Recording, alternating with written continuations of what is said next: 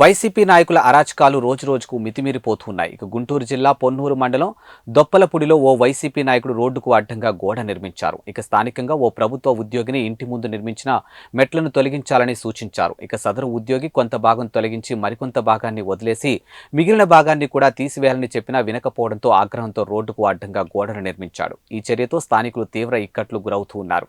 ఇలాంటి వ్యవహారంలో తలదూర్చినటువంటి ఆ పరిణామాల ప్రభావం తమపై ఉంటుందనే ఆందోళన వ్యక్తం చేస్తూ ఉన్నారు.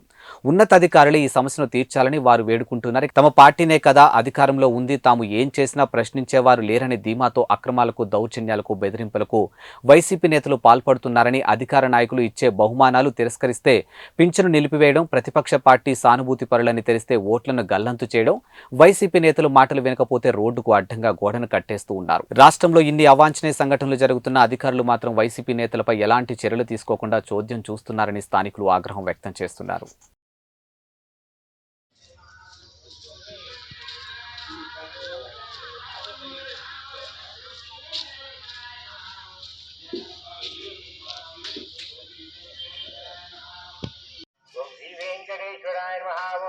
నిత్య యవ్వన రూపతే మహావం ఓం శ్రీ వెంకటేశ్వరాయ మహావం ఓం సిద్ధరాయ మహావం ఓం శ్రీ వెంకటేశ్వరాయ మహావం సచ్చిదానంద రూపాయ మహావం ఓం శ్రీ వెంకటేశ్వరాయ మహావం జగన్మంగళదాయకాయ మహావం ఓం శ్రీ వెంకటేశ్వర